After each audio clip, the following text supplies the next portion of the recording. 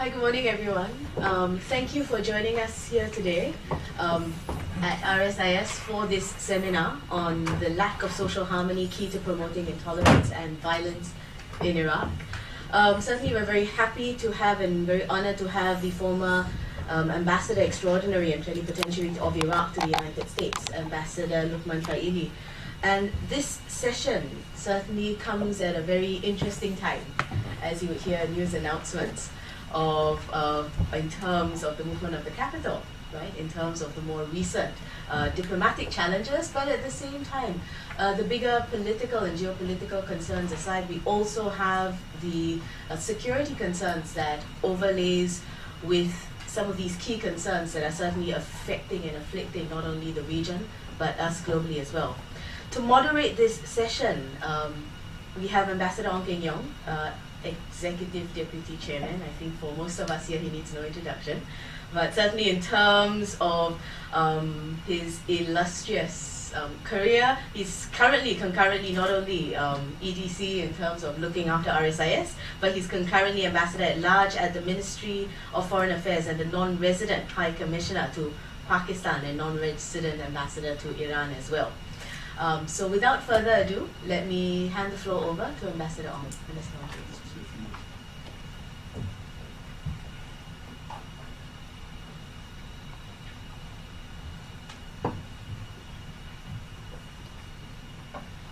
Thank you, Jolene, and good morning to all of you. For those of you who come from outside RSIS, warm welcome, and definitely a very warm welcome to Ambassador Faily, Ambassador Lukman Faily. The speaker today, as you already know, used to serve as Ambassador of Iraq in Washington DC. But more importantly, he's one of the younger generation of Iraqi professional who might be living outside of the country but has intense interest and affection for what happened in Iraq and the Iraqi people. So I don't need to go too deep into his background. You have the information in the seminar note sent to all of you. Suffice to say, he has been active with regard to his own country's development, and he studied various aspects of Iraq's history and development. And hopefully this morning he will be able to throw more light on all the competing elements and dynamic forces at work in Iraq. And as Jolene said, I'm Ambassador of Singapore to Iran, but I don't live there, I live here. From time to time I go to Iran. And once I reach the border of Iran and Iraq, and the Iraqi friend on the other side say, just walk across, no problem. The Iranians say, you cannot go across because we cannot guarantee you can come back. I say, what does that mean? Oh, no, things are not under our control over there. I say, but the Iraqis are going to take care of me, so don't worry. To cut long story short, I decided just to look over the border and hopefully one day I'll go over there. But Ambassador, I was in Iraq 3 times during my younger days as a foreign service officer in the Ministry of Foreign Affairs in Singapore. And I actually shook the hand of Saddam Hussein twice, on 2 occasions, because at that time Singapore was active in promoting trade with Iraq, and we visited Baghdad, Basra, via Bahrain. Yeah. And the last visit with my Director General of Trade at that time was somewhere sometime just before the outbreak of the Iran-Iraq war. And it was a very interesting visit because we spent about 2 hours driving around Baghdad, supposedly to go and call on Saddam Hussein, but we were not given the venue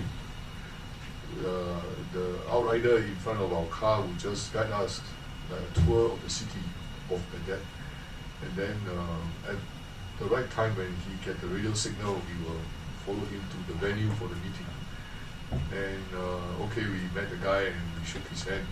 But after that, when we got out of Iraq, there was this report to say how many decoys, fake, as we call it today, fake Saddam Hussein they have available to meet VIP because he was afraid of being assassinated, right? So sometimes you do not know whether the man you actually met was Saddam Hussein or not. But I assume that second time I shook his hand, first time when he was vice president, could be the guy. But I remember Baghdad as a very beautiful city, and you are going to talk about some aspects of the culture and society of Iraq. I remember we couldn't find Babylon as we know it, right? Everybody say the garden city of Babylon.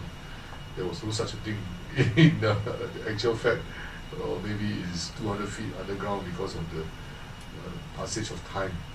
So I want to stress that Iraq is a critical part of the Arab civilization, and indeed it is a critical part of our civilization, because from there many other things flow into Asia, into Europe, and every time when I read about the specific details of what's happening there these days,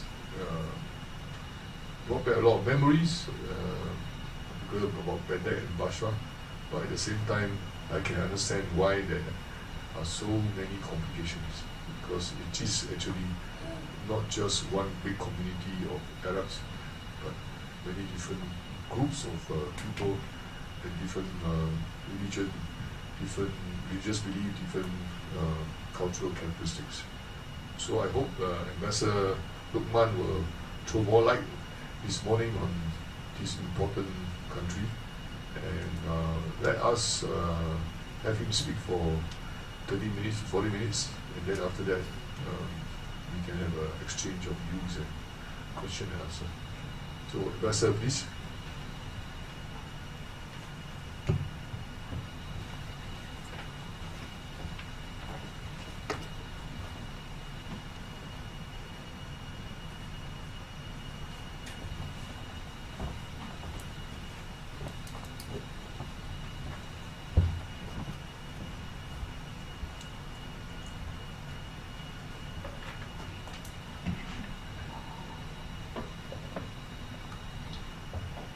Bismillahirrahmanirrahim.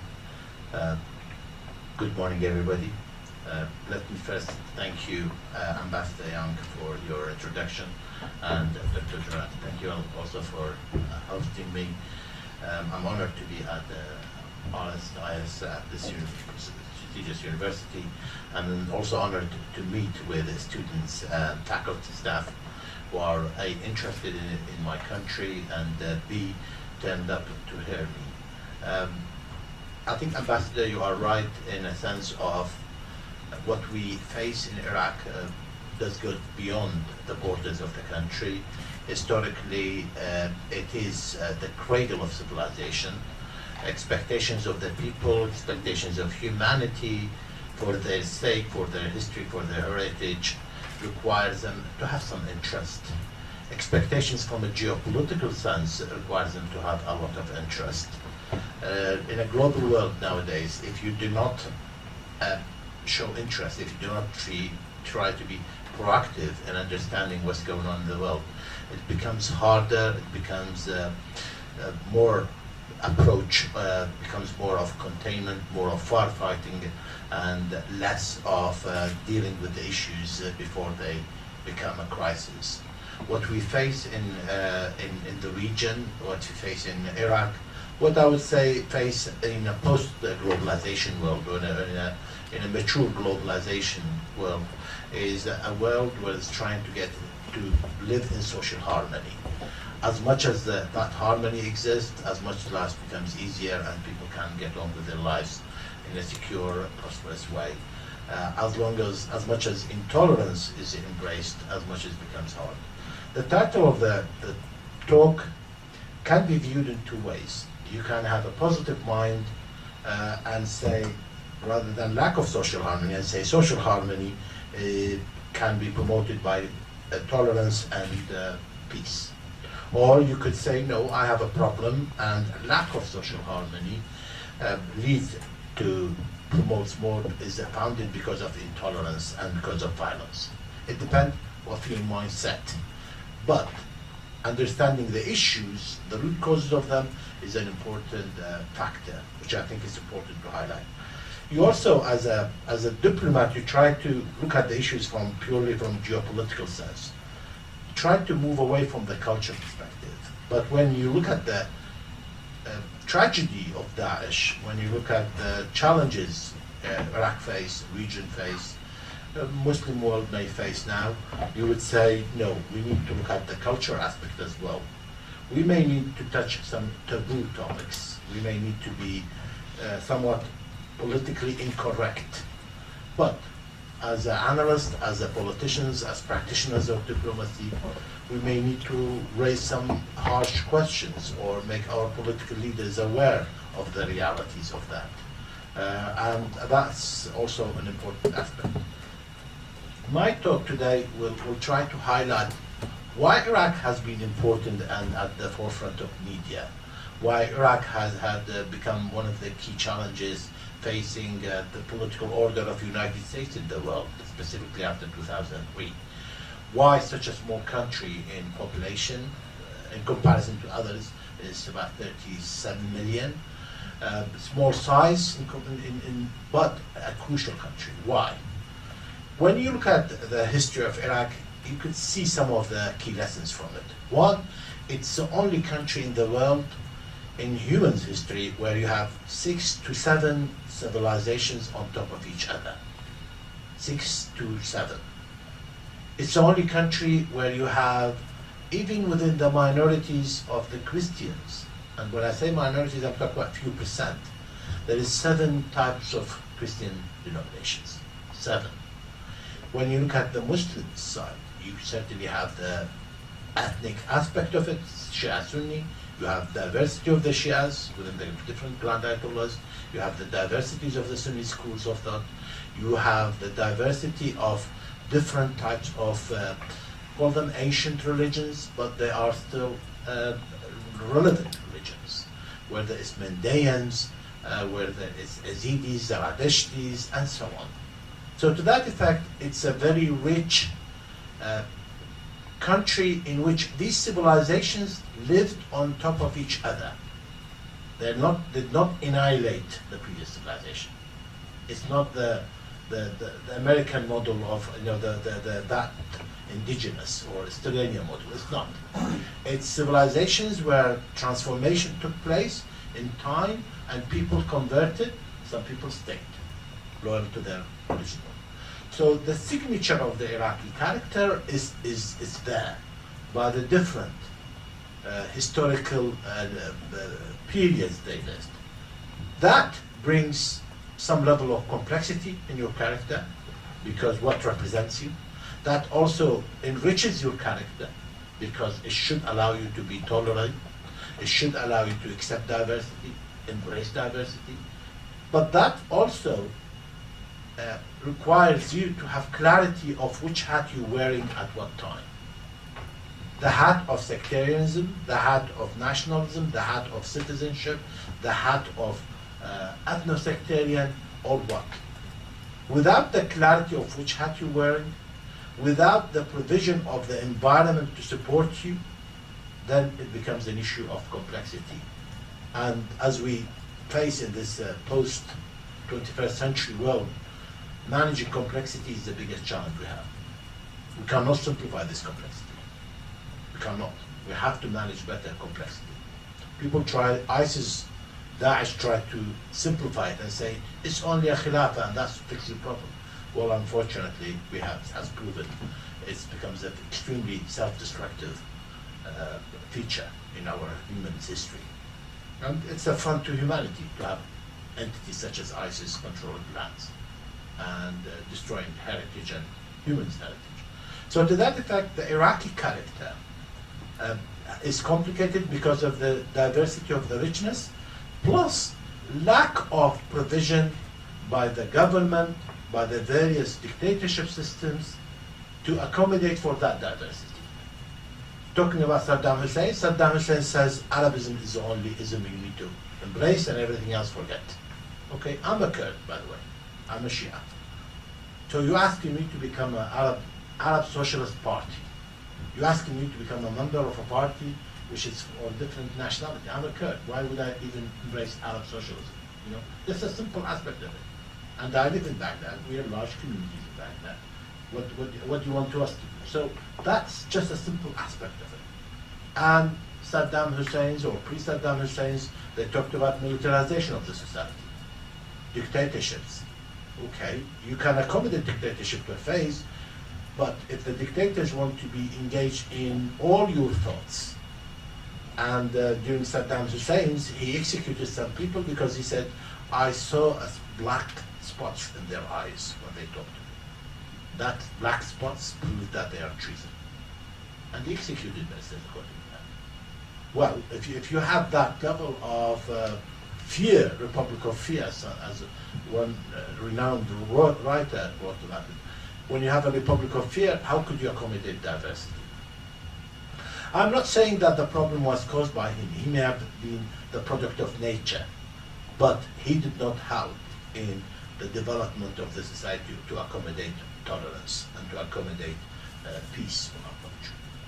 I was the ambassador in Japan, and I was there for 3 years. I looked at that model in it, which is totally different to our model. I mean, in the sense of the culture, history, and so on. This is one of the end extreme. However, in my analysis, I was trying to do a PhD while I was there. Halfway through the PhD, I had to drop it and go to the United States. But one key aspect came out of that when I analyzed that model, and I tried to analyze the Singaporean model and others. I came up to a conclusion that social harmony is the key foundation for development of a state. People may say, well, we need a nation. I would say yes, but we need to build a state. Once that state is clear, that the social contract between the citizens and the state are clear, people thereafter, in their collective memory, may try to have a nation and develop it accordingly. But we need a state. In the 21st century, we need a functioning state to start to start on peace and to have some level of prosperity. For that social harmony to exist, there are 3 references which we need to align to as much as we can on a lot of narratives. Let's say human rights as a narrative, animal right, trees right, any type of right you would think about. Those 3 references relate to the elements which you think about 24/7 when you deal with issues. It may not be consciously, but you certainly think about it all the time. And those 3 elements relate to culture. How does your culture accommodate, allow for such a narrative in human rights, dogs' rights, animal rights? How does your law and governments accommodate for that narrative to exist? And how does the ethical or religious, you may say I'm not religious, you say okay, but you still have ethics. How does your ethics allow or not for that narrative? If those 3 references aligned with each other, then you could have social harmony and you could have elements of development. If those 3 references are not aligned, i.e. your government legislation does not allow you to promote those narratives, or your culture deals with these issues as taboo, or your ethics consider this as haram or whatever other religious edicts drives you. It becomes extremely difficult for you to live in harmony with yourself, certainly to live in social harmony collectively, if you cannot perform those narratives you believe in. It might be a prayer in a public place. It might be a participation in a demonstration against you don't know. It might be disagreeing with the Israeli sort of labeling capital being Jerusalem, or it might be more simple things as the rights of your pet dog or whatever. On those aspects, if you feel that you cannot allow, let's say imagine you have a pet dog and you take it from UK to Middle East to Korea. How do they deal with it differently? How could you do it? Or let's say you are have certain sexual orientation and want to live in San Francisco, go to Karachi and go to, I don't know, somewhere, like go back to Korea again. How could you accommodate yourself with your sexual orientation if those narratives and those countries do not allow it? How productive can you be? If you're not, one way to get around it is you become hypocritical. And you say, well, I don't have to show what I believe. Okay, up to a stage. After that, you say, okay, I will rebel against the system. I will apply for political asylum somewhere, or I will join ISIS because I'm unhappy with my beliefs and narratives versus what I am. So to me, lack of social harmony cannot be accommodated within a global world without bearing in mind that tolerance needs to be what you need to embrace. For us in Iraq, tolerance can only be ingrained in the society by having democracy, by allowing people to accommodate their diversity, a certain level of democracy. Without it, it becomes extremely difficult to manage, because people will say, which hat am I wearing? Am I the Kurdish hat, or am I the Sunni hat, or Shia hat, or am I the female hat, or am I the religious edict hat, or am I the tribal man hat, or am I the 21st century free thinker, global citizen hat, and so on. So that's, I think, where it's important to bear that in mind. So when we talk about the diversity of Iraq and it's important, I'm coming from that angle and saying that diversity, for it to be embraced and become a source of power and a source of enrichment to the society, we have to accommodate and we have to have some level of tolerance and some level of accommodation and democracy being integrated. But to be able to do that, there are certain cultural, let's call them cultural characteristics, which we need to address. You cannot accommodate diversity while you're saying that I am right and everybody else is wrong all the time. For example, that's not democratic. Or other aspects of that characteristics. In Iraq, we have quite few important characteristics which we need to address. One of those characteristics is how much element of time is ingrained and a sense of urgency exists. If time is relative, I don't mean in Einstein's sense of relativity, but in a sense of saying inshallah as we say culturally and we don't do anything about it. That's a simple aspect of it.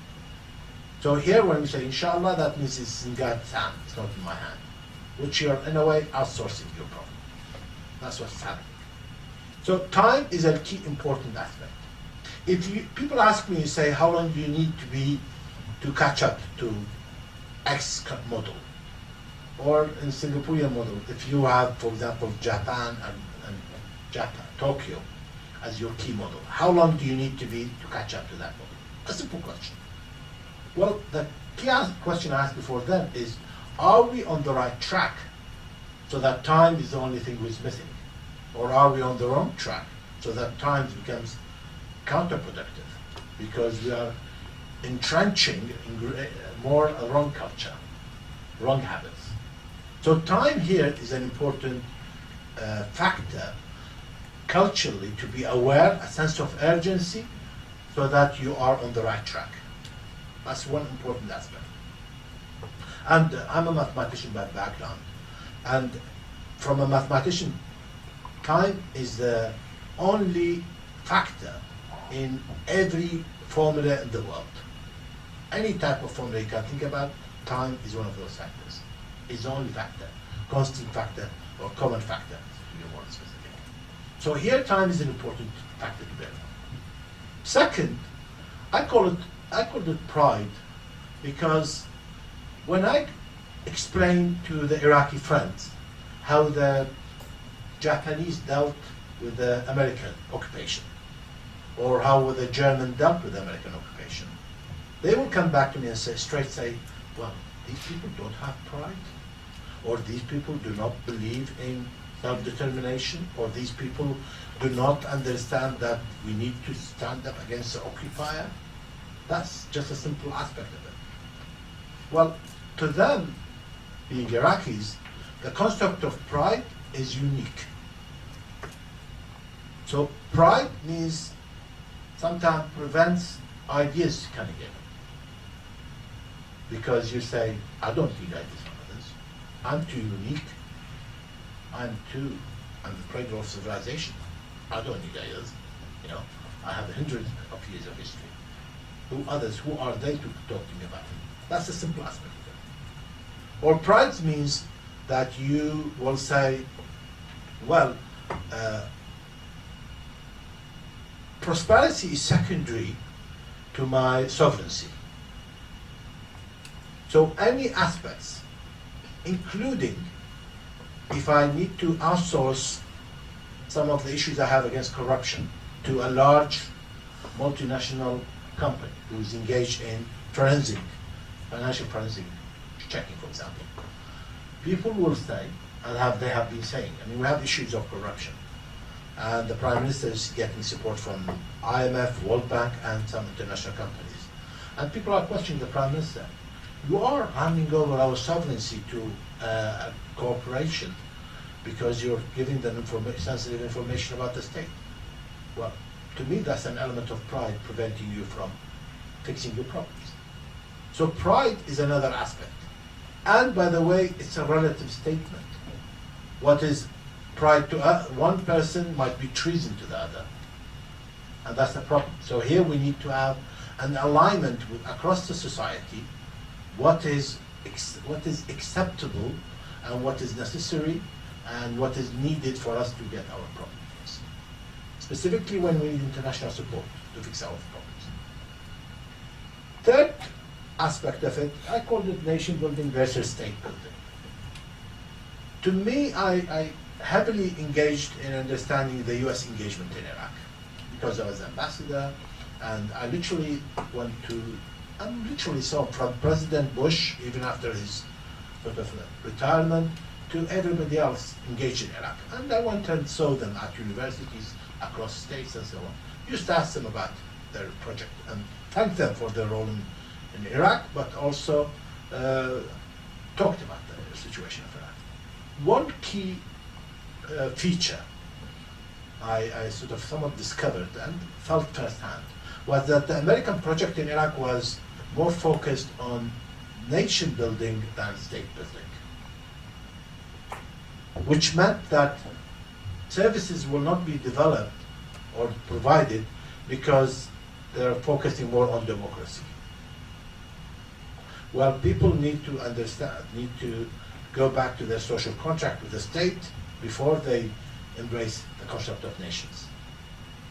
In reality, the concept of nations is not commonly agreed on, because to the Kurds, the flag of Saddam Hussein represented oppression.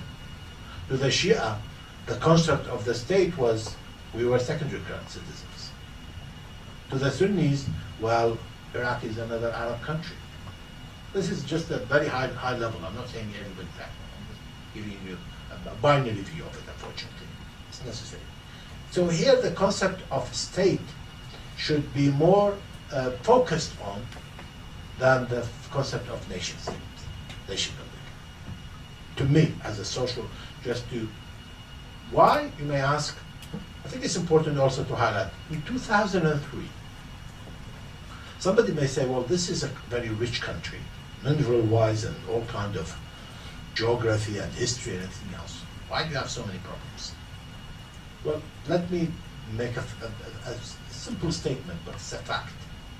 2003, the social contract between each and every citizen and each and every employee of the state demolished.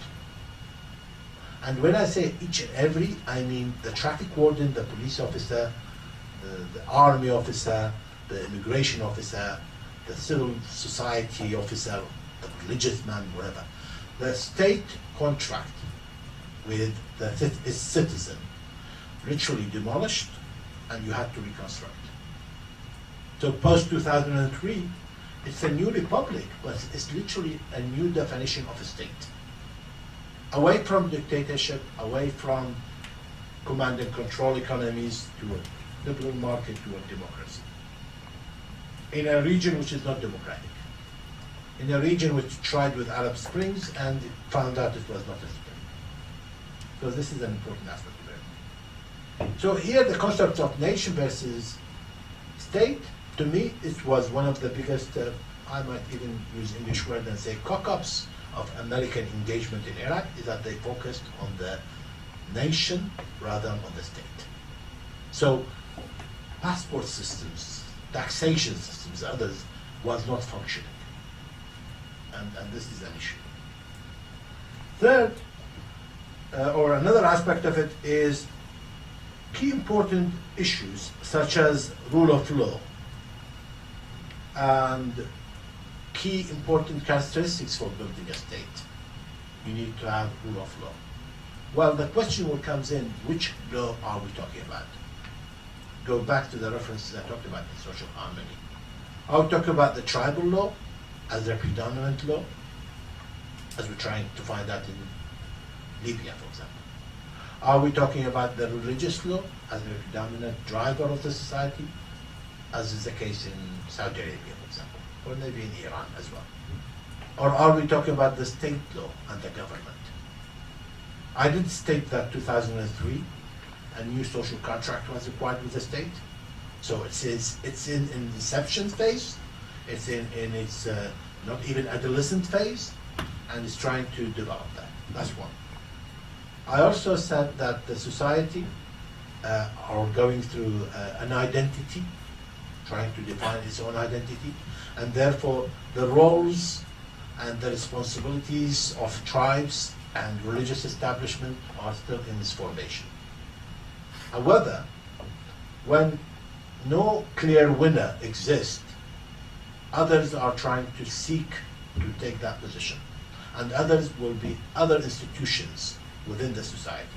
Religious establishment institutions, cultural institutions, tribal institutions, state institutions are in competition, trying to win over to be the dominant references for the society. And we are still in the formation phase. No clear vision yet defined as what should Iraq look like in 20 years or 30 years. Primarily because our constitution ingrained what we wanted to have power and did not define the vision.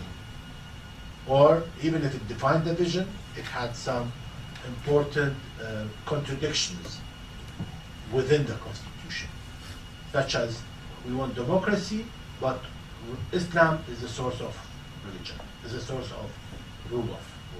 How do you complete that? It's not an easy thing. So that's another aspect, so rule of law. Another aspect important, which is relevant to it, which is who has the legitimacy versus the power versus the authority within these institutions. And by the way, this model I'm talking about, you can apply it in your country, you can apply it in other countries as well. It's not fixed or bespoke to Iraq, because each and every human rights thinks, each and every human think about those three aspects all the time. You may say, well, religion is not important. It may not be, but in the United States, for example, one of the key challenges they have is with abortion.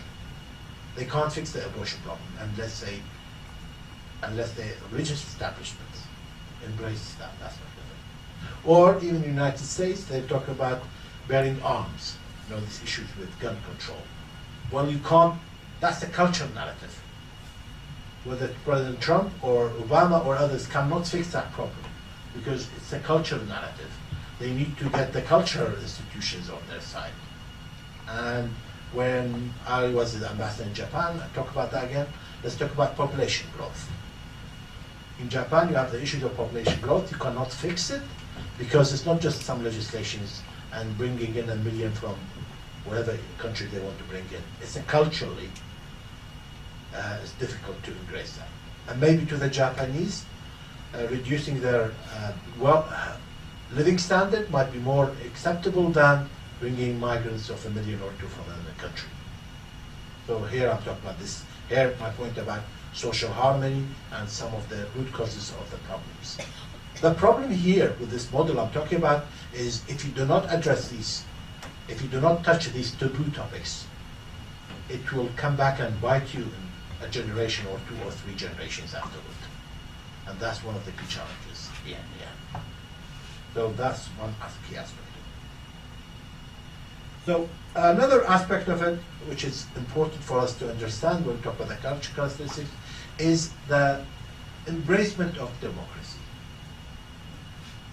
With all the violence people hear about in Iraq, let me give a fact, and that is, we have been able to have roughly 9 elections, provisional and government elections, one ratification of constitution. Across all the violence, transfer of power has been peaceful. No single assassination, no single bullet. With all the issues we've had, with all the terrorism issues we've had, we have had, by the way, when I talk about numbers, in some months, specifically 2005 and 6 and 7, up to 100 suicide bombings a month. And here it's not just one person blowing himself in a small area. No, it's markets, schools, hospitals, cadet camps, or others as well. And I was telling the ambassador, we have had roughly 83 countries, nations, or citizens of nations come and blow themselves up in Iraq. 83 countries. I can do the Chechnya is one of the highest, and you can compare and contrast accordingly. So, but even with all that, people want democracy. What model of democracy, we're not sure. What was embraced, enforced, adapted by us was the American model of democracy. However, we don't have 200 years or 300 years of that we were a crash course, fast-tracking course by the Americans and tried to implement this. And one of the ironies of it is, for example, the Constitution had to be done within, I think, 10 months because that was aligned with the November election, midterm election in President Bush's second term, I think. So imagine that. Your Constitution has to be approved in alignment with a US midterm election. That's how crash course we were dealing with it. But regardless of all that, people are embracing democracy, which is one of the brightest spots we have in what we have. And people will say no longer dictatorship. We may not know what model we want, but we certainly don't want any dictatorship any longer. So here, however, talking about Saddam Hussein's model, it's important to highlight this fact. 65% of the population are under the age of 35. 65%. And let me astonish you and say, a population growth of 1 million every year.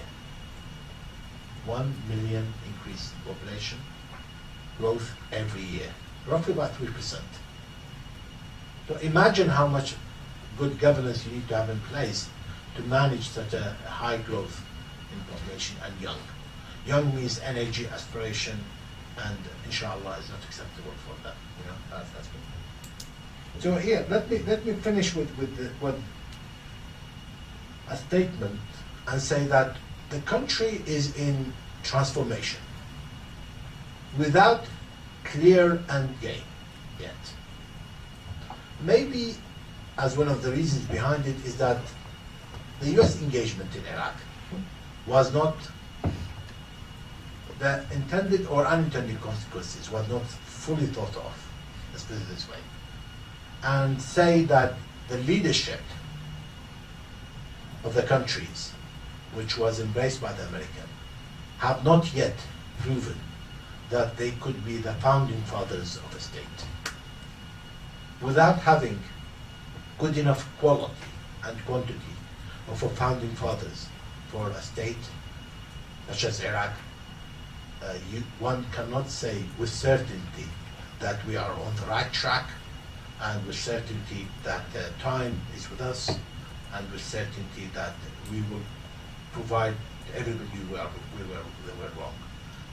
It has enough, the country has enough of strength for its engine, whether it's its history, its geography, its religious diversity, its archaeological heritage, its population, capital, human capital, and others, for it to increase its economy and development much faster than any other country I can imagine to go.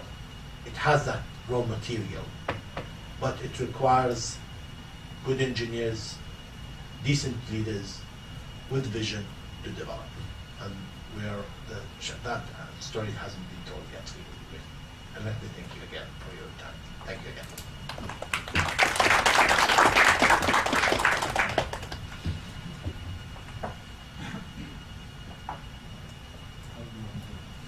Shall I? Do you want to sit down? Maybe Oh, if you want to sit down, I'll stay here. Oh, okay.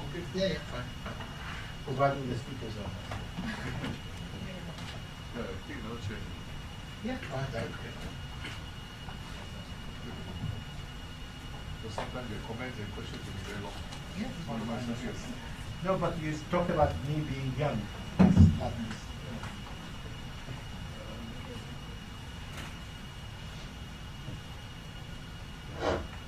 Okay, colleagues and friends, you have heard Ambassador Lukman. So the floor is yours. Any one of you like to pick up on whatever he has said? Make your question or comment short. I think we have time to come back to you second round or third round. Yeah, but briefly introduce yourself so that the professor or the ambassador can know where you come from. please don't be shy and please challenge me. Okay, yes. My name is Chris, Ambassador. I work here. I don't know much about Iraq, but what I know is that we have painted, I think, a very, in my opinion, not a very optimistic picture for the country's future. Listed the obstacles. Do you think Iraq still needs to be under some kind of management by the US or some other foreign power in order for it to overcome these obstacles and become, become stable? Well, thank you for your time and for your question, actually, and for being here. As a diplomat, you're forced to be optimistic. As an Iraqi, I am optimistic. However, as talking to mature student in dealing with harsh reality, in focusing your center, it talks about violence. That's part of your title, right? You have the word violence in your political violence, which means that we're trying to address an actual problem, and we're not politically correct in that sense. However, majority of our politicians back home will agree with you and say you're not optimistic. But when I talk to them about the issue, they say, yes, you're right. So here, optimism is a somewhat relative issue. If I'm coming to Singapore, 8 hours time difference, to talk to students I'm only here for 2 days, talk to students about the importance of the country, shows that I do believe that the country needs to develop. the country does need support, and others need to appreciate that. But at the same time, if I say, well, we can deal with these issues in our own time, I will be deceiving you and I will be deceiving myself.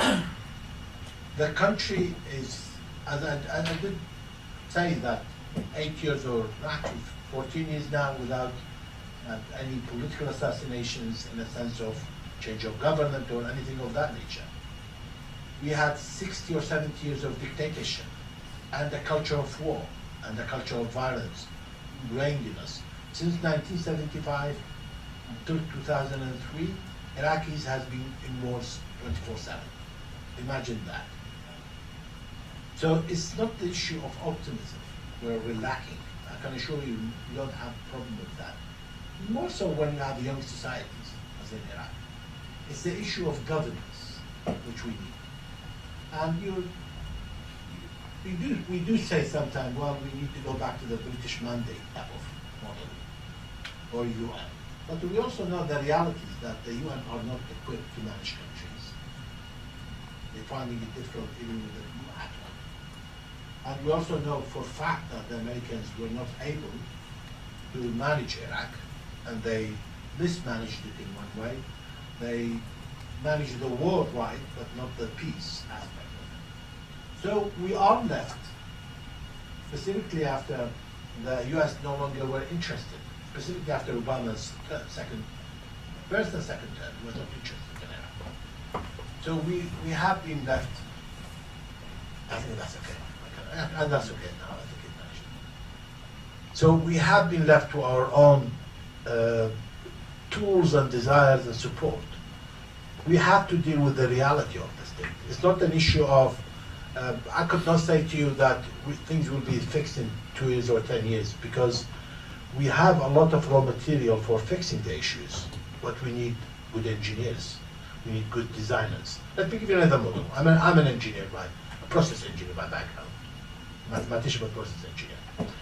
If you design something and try to identify the fault at the early phases of design versus identifying the fault after production, the cost is 1 to 100.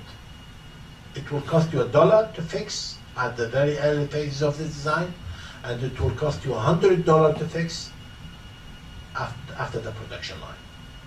And that's where I'm trying to minimize the cost of identification. It's not any, by the way, I'm no longer a diplomat, so I may not have to be diplomatic all the time. I just want to quickly follow up on that point. You say that you are Kurdish and Shia. So in recent months we read all these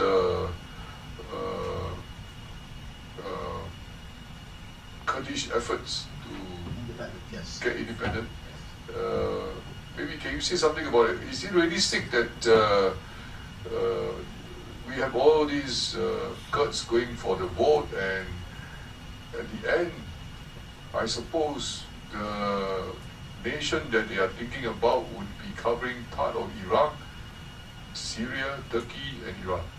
As a Kurdish as a nation, yes, it's considered one of the largest stateless communities in the world. But in Iraq, they had a lot of political freedom, specifically after 2003. I mean, Saddam tried chemical weapons against them, ethnic cleansings.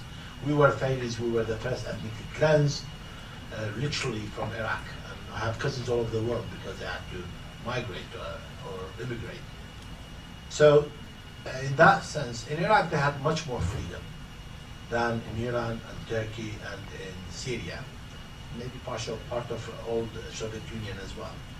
However, the geopolitics, specifically from Iran and Turkey, has not allowed for the state to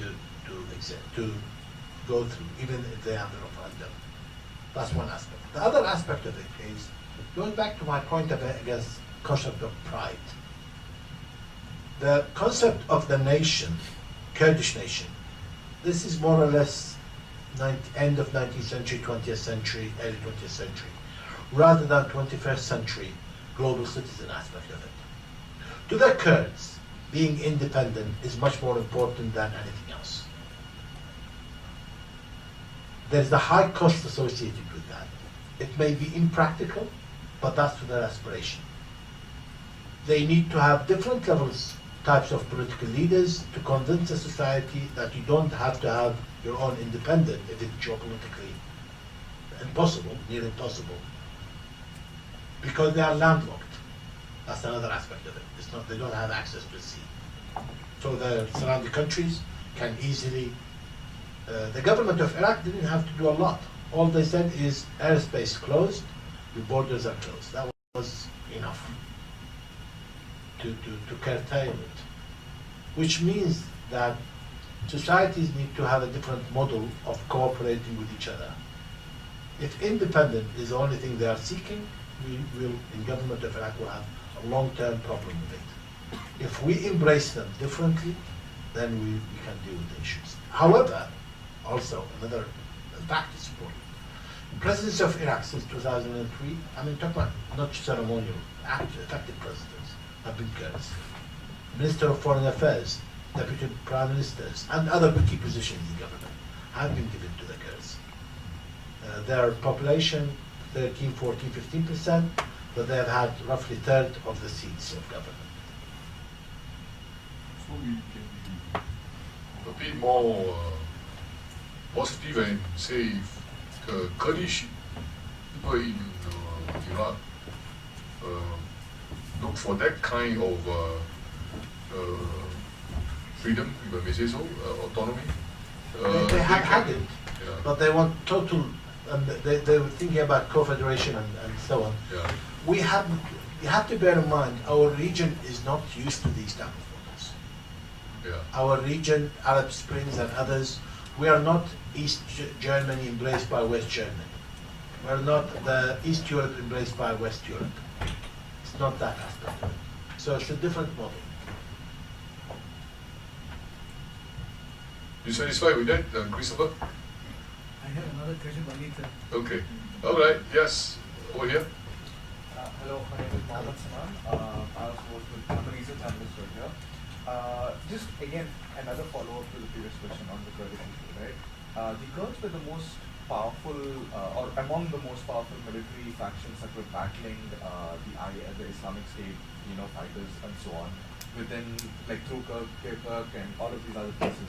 So now, considering the fact that also the Supreme Court struck down the referendum as unconstitutional, does this in any chance, because the situation of Iraq is, it's not completely stabilized and there's always a chance that there could be a resurgence of militancy, right, like Islamist militancy. Yes. So is there does this affect the Kurdish participation in further, cooperation with the Iraqi government against Islamist militancy, Islamist militant groups and so on? Well, the Islamic militants aspect of it, or Daesh, is also a homegrown problem in Kurdistan. It's not just external. There are Kurds members. And the geography stipulates they have to deal with the issues. So, although they're culturally, they're more Western oriented as a politically primarily. However, the society is more Sufi oriented, slightly, I'm talking about the rural side of Kurdistan. And let majority of our problems, including Daesh again, it may have, I talked about 83 nations or citizens of nations being involved. Majority of those who blow themselves up are from overseas, they're not from Iraq. However, there is areas which has accommodated for them in Iraq. We have to bear that in mind. The political system has to embrace that diversity. The minorities have to understand that there is a limitation to their rights and responsibilities. Citizenship needs to be the main characteristics of social contract between the state and its citizens. That's not yet there. They're trying to balance, but there is a lack of, what's the word to use, alignment between peace and prosperity and justice. Do you want justice, i.e. get any harms done to your people from Saddam Hussein or any other systems? Or do you want peace and accommodate and let's bygone be bygone or deal with it like the South African model, for example. People are not yet clear. Society is not yet clear. The pride aspect and others are polluting our clarity of thinking of what do we need to move on forward collectively. What crimes do we need to say, okay, that's done in history, we need to move on forward? Or do we say that justice is the most important aspect at the cost of security? That's the key aspect. If the Kurds think that their justice, they're treated unjustly, then it doesn't matter how much right you're giving them. You need to convince them that this is what's your limitation. So you need to have dialogue, you need to have different methods of opening up to them. You cannot only talk to their leaders. Until recently, until a few months ago, until this issue, central government, although our passports has Iraq, Arabic and Kurdish and English on it, Kurdish as a second language, we have not had a single media outlet focused on the Kurdish issue from the central government. We did not have a single TV program talks in Kurdish to the Kurdish people. So here, people, all the Kurdish population only listen to their leaders because the central government does not even talk to them in their language. Just the basic aspect of it. So here, when I talk about embracement, you will say, well, this is a problem of the provinces. I will say true, but governments have problems have a responsibility to the whole citizens. You cannot say this is the government rights. You are the father figure of the state. You need to embrace your children, regardless of spoiled they are or not. Otherwise, there's a different. It's not a family otherwise. So realistically, you cannot look forward to an independent Kurdish state. No, it's not possible. Geopolitically, it's near impossible. And because the Iranians, the Turks will not allow it, geopolitics will not allow it, and others as well. So there are a lot of reasons behind it. However, they have had a lot of rights which has not, has not proven sufficed their hunger for independence. Okay.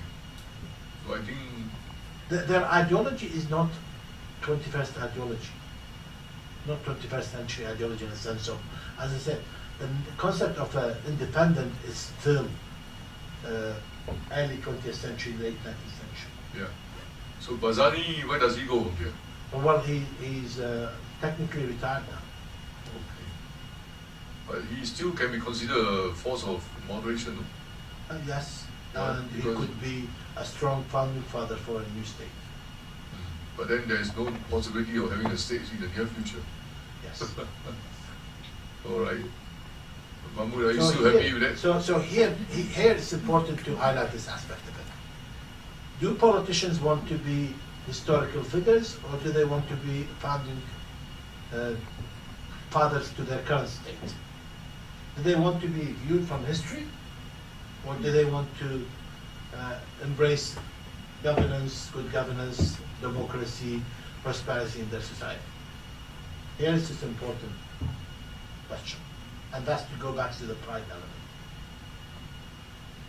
Yeah. I agree with this. I think that you shared lots of insights which were not necessarily academic, but very. I'm not an very- academic.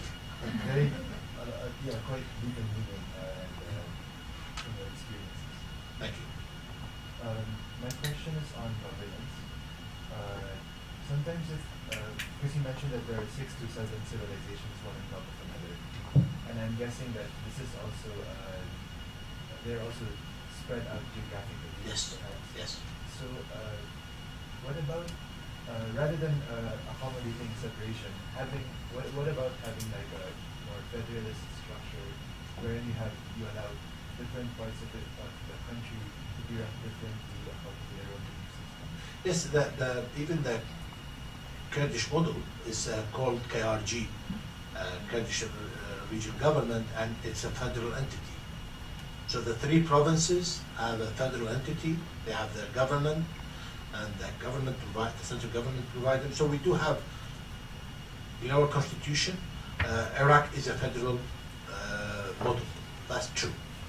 However, we have not had the federal model in the region. That's one aspect. Second is, historically, over the last 100 years, central government has been the main breadwinner provision, specifically after the petroleum wealth of the country, which meant that the central government, out of 37 million, roughly 4 million are employees of the state, 3 million are retired employees of the state. 7 million. Imagine after that. So the state is the main, because 95% of our revenue is from oil. So we have an issue. We do promote as a model for decentralization, but we have had decades of central government decision-making processes. We do have elections, but we have sometimes provinces do not have good governance because of decision-making culture is not there, because of good governance is still not there, corruption is an issue for us. We still have had a majority of their allocation of funds not dispersed in the right manner, or not dispensed at all. So we have issues with that. We need to get that. Our financial system is based on every year allocation, which means that if your budget is not passed in time, you have problems, you cannot go and do large-term infrastructure projects and so on. So we need to have a better method of management of finances as well. So we have issues of that nature. For example, in finance, 2 banks, state-owned banks, control 85% of the banking sector. So here, how could you have one of the models we also need to embrace, which is more entrepreneurship for the young. But then you need banking, you need mortgage, you need all kinds of other systems to allocate, to allow you to promote new ideas and entrepreneurship. So that's one of the aspects. But I agree with you, decentralization is one of the key models to move forward, but we need time and we need good governance. The key question has been, have we been fast-tracked on democracy where it becomes inefficient? What I mean is, if you are too democratic without having good embracement of what democracy is about, at the end of the day, democracy is about your social contracts, you do your responsibilities, and the state allow you, or the society allow you to have certain rights. If you are currently have 95% of the revenue controlled by the state, and you don't collect taxes from them, where is the social contract? What obligations do citizens have to provide to the state? Yet the state has a lot of controls on citizens.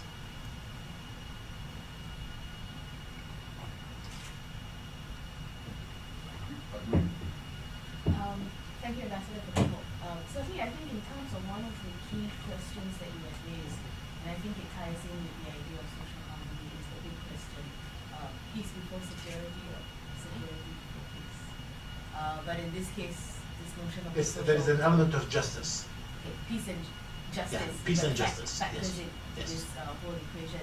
So, how do you factor in then the notion of the rebuilding of the security forces or the security services within Iraq, which has been called into question sometimes in terms of how it was initially weak maybe, and perhaps as a result you saw how Daesh or ISIS had come into play within the region. How would you see the rebuilding of the security forces in Iraq vis-a-vis looking at not only the question of the Kurdish Peshmerga there or the Shia militia there? How does this forward-looking plan? Well, you have to bear in mind, I talked about 4 million being employees of the state. Ministry of Interior has roughly 800,000 employees. In reality, what we have is subsidized unemployment. So it's a welfare system. rather than call it unemployed and have a welfare system for them, call them ghost soldiers, ghost security, ghost tax collectors, and treat them. So that's one key aspect. So you need to be more efficient, which means that you need to have better systems of managing your wealth. So that's one aspect. That's one point. Another aspect of it is people do not need to be employees of Ministry of Interior to have a revenue. It is something which is more effective, more relevant. To me, any security apparatus in the current environment is way overhead cost without real return on investment. Because ISIS was able to flourish in certain areas, which means that your security apparatus was not up to date. I mean, there is a social element, there is a political element, I don't disregard that, but what I'm saying is the same. So here also the issues, we talked about the militia, or we talked about the Peshmerga or others as well. Oh, you have the same problem in Peshmerga, by the way. The central government now has a major problem. After the referendum, they're saying, we will take ownership of these issues now, but who do we pay? Who's a ghost soldier and who's a ghost Peshmerga? You know, that's the aspect of it. The Prime Minister once said, I have 50,000 in Parliament. I have 50,000 ghost soldiers in one sweep. 50,000. He said that, but there's more, I know. But the point is, you cannot fix your security apparatus without having a much more efficient method of control and having real jobs and real system in place. That's one aspect. Another aspect of it is people need to understand that the citizens are responsible for the state, not that they are guests in the state. Which means, for example, I mean, if you compare the South to the North, one of the key good stories from the KRG is majority of the citizens will report if there is a suspicion in their area. So citizens have ownership of the problem. That's not the case across Iraq.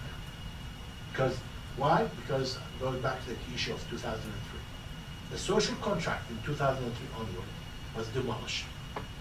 Part of that is citizens say, you provide me with security and services, I will provide you with taxation, with citizenship and so on. If you don't provide me with that, the problem is yours, it's not mine. And that's one of the key challenges. And to me, by the way, I mean, I'd be happy to pass on a paper on this I wrote on social harmony. One of the key problems we've had is, and this is not just in Iraq, look at other societies.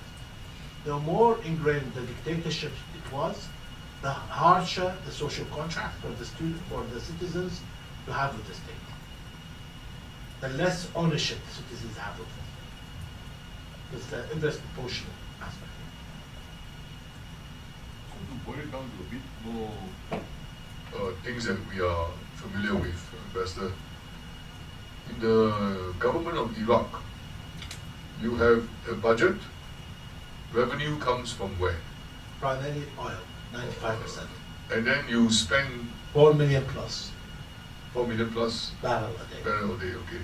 So that will sustain all these 4 million Employees, employee and 7 million 3 million retired. retired and any other Fenton Yes, and the salaryman. problem we have is there is no, at this moment in the current budgets, 20% deficit every year, let alone you cannot even do investment projects.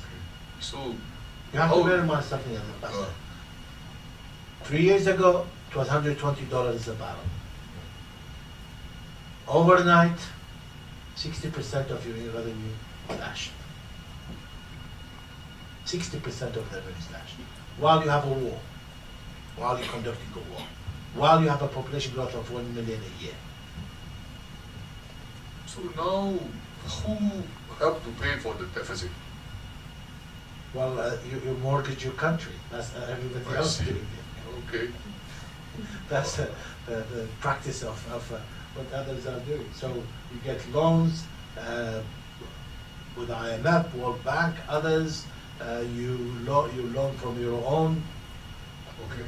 but it's not sustainable. Yeah. So to me, the next challenge, let alone ISIS, let alone the KRG or the Kurdish issues, the next challenge is economic management challenge. So the government now, for example, is saying we are yet to have a system of collecting bills for electricity. Currently, it's roughly free. And the government is finding it extremely difficult to get people to pay for their electricity. But in the Kurdish area, they Yeah, have but their the- own internal source of income. No, they don't. They have more dependency on the state. Okay. So now they're saying we don't want independent, but just pay us our salaries. Any other comments or question? Okay, Chris. Another question. There have been reports the last 6 months, maybe a year, that Iran's influence in Iraq is becoming stronger by the day. And this is what I read in some comment like maybe 6 months ago. I can't remember Yeah. what the source was, but it was an American source, obviously. Who else would say such a thing? Yeah. There's maybe an article by some academic, I can't remember his name. But anyway, I recall that he said that so all the American investment in Iraq, I mean, in terms of lives lost and money, he said has been in vain because the Iranians are now calling the shots. Would you say that is true? I wouldn't view it in such a binary way. I would not, for a number of reasons. A is the Iranians. We have the largest border is with Iran, and majority of our population is on the near the Iranian border. So it's on the Tigris, not on the Euphrates, and same with the Iranian side. So they are the largest culturally neighbor, religiously as well. So that's one aspect. So you have facts of life. You cannot run away from the facts of life. One. Second is the Iranian were the first country after 2003 which embraced the new Iraq. And Iranian were the first country after the Daesh invasion where it embraced and supported Iraq with weapons and advisors and so on. Versus an American who heavily engaged in Iraq 2003, up to 175,000 troops at one time, billions and maybe $1 trillion plus expenditure. But after 2011, they left the country. They literally, overnight, left the country. Without Iraq having a single fighter plane. Not a single fighter plane. Yet we have contracts for F-16s and all kind of military hardware, billions and billions, purchased from the United States. And United States is the only country which we have what we call strategic framework agreement with. It's the only country which we have a strategic agreement ratified by our parliament. However, with President Obama specifically, he was not interested in Iraq. And to them, Iraq was a failed project. Okay, good luck, and they are a large country, then they can do what they want. But they can't come in, plug out as easily as they want. And certainly they have issues with Iran. Nobody is denying that. And I think their issues are beyond national security. It's become more cultural oriented as well. And I felt that when I was in the United States. But the Iranian threat, whether it was ISIS, is a religious threat to them. They have substantial interest in the Iraqi national security, specifically because they are ideologically driven by Shiism, and that's in Iraq. Most of the main Shia religious sites are in Iraq, so they have an immediate interest. As much as the Muslims now talk about Qudus and Jerusalem as an issue, because that's part of their identity. So they do have that as well. However, also Iran may not want to have a strong Iraq, in the normal sense of a very strong Iraq. it has historically become a threat to them. So they need to have some engagement in it. But would you say to me that the Iraqis are let's say, influenced heavily by the Iranian? I always say they're influenced by the Turks, the Iranian, by the Americans, and by others. I do see that, true. But are they agents? I wouldn't say that as well. Because I know for facts that we have done a lot of relationship with the United States at the cost where the Iranian were saying to us, no way, over our dead body type of things. And we've gone with the United States.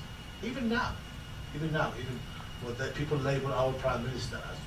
But at the end of the day, the prime minister is saying, you have an issue with Iran, sort it out outside Iraq. I don't want to be the turf where you sort your problems with me, with Iraq or with Iran. Are we telling the Iranian, you have issues with the United States? They are your great Satan? That's your problem, that's not our problem. Don't let us be party to it. We're trying to push off both. But both have fixations on each other. And unfortunately, we are in the middle. So now you have one complication, Saudi Arabia. Well, Saudi Arabia is an opportunity as well as a risk factor. An opportunity now, they are saying we were mistaken by viewing you as an Iranian agent. That's not true. You are Arabs, and we need to embrace you. That's good. But also, Iran is the main threat to the region. Thankfully, they're not asking us, either them or us, type of approach. Either go with Iran or go with us.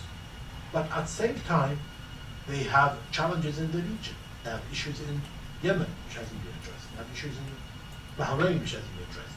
They experimented with the jihadists in Syria, and it hasn't worked for them. And they have a very ambitious young prince who is trying to transform the country much faster than we are trying to transform our country. And it's not an easy task. We need to support each other. Any other? Yes, India. I'm Julia, researcher here. May I know what is the ideology of the Kurdists? Because the Indonesian Islamist or pro-IS websites in Indonesia label them as communist. Kurds? Yeah. No, it's okay. Definitely you are not a communist. Or No, not me. The Peshmerga. I've been to Hajj more than all of you collectively, so it's not an issue that. It's not that. It's the Kurds. I'm talking about the Kurds in the north primarily.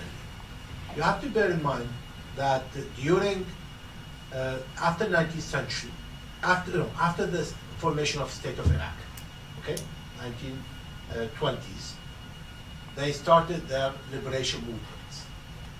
And at that time, there was an issue between United States, West, and Soviet Union. Soviet Union said we will support any liberation movement in the world.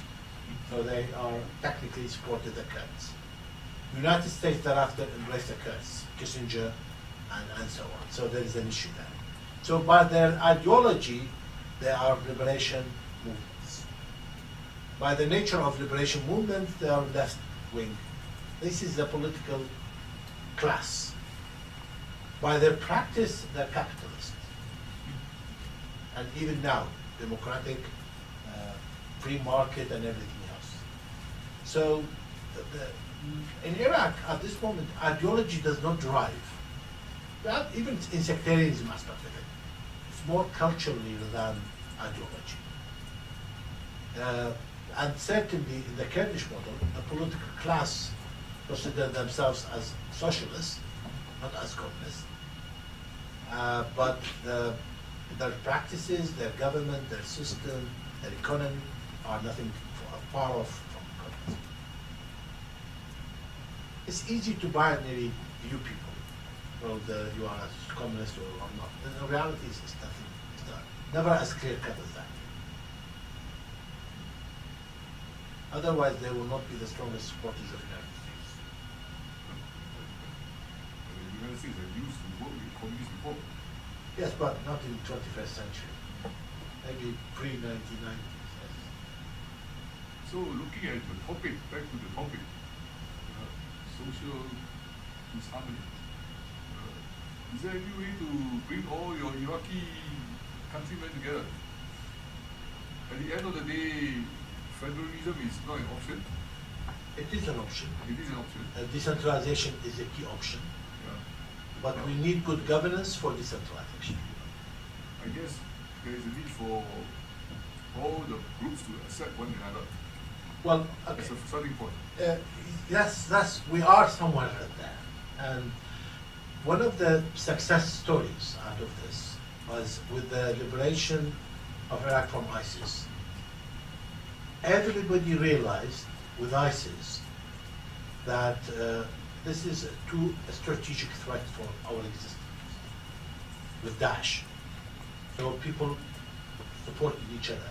We talked about the Kurdish model, the Peshmerga cooperating, and everybody else. So that was a good sign. However, as soon as we realized we can defeat ISIS, we went back into the political dogfight. That's one aspect. Another aspect of it is Daesh helped us to define that we need each other. And now people realize they cannot build the state without the other communities. But it hasn't pushed us enough, not yet maybe, for us to say, okay, I'm part of the problem, not just him. So I need to be part of the solution. However, the political culture now says he's the problem. He causes problem. I need him, but he's the problem. He needs to change, rather than I need to change. So I call it soul searching. We're still yet not in that mature soul searching mode. But Daesh has given us a good food for thought. So they are now completely over as far as Iraq is concerned. Security-wise, yes. Military-wise, not security. Military is no longer a military problem. It's a security problem. And certainly a political problem. But given the kind of situation you have in Iraq, easily they can come back? Not possible? Not Because- easily, because the host no longer are accommodating them. The communities, the intelligence services, the collectiveness of it. However, the problem is not just that. The problem is what lessons have you learned so that you do not allow other mutation of ISIS to come out. From a political science point of view, the globe still have a threat with jihadist Salafism.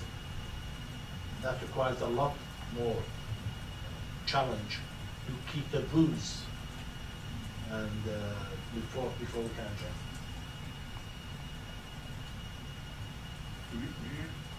Last shot? How does Trump's recent statements affect you?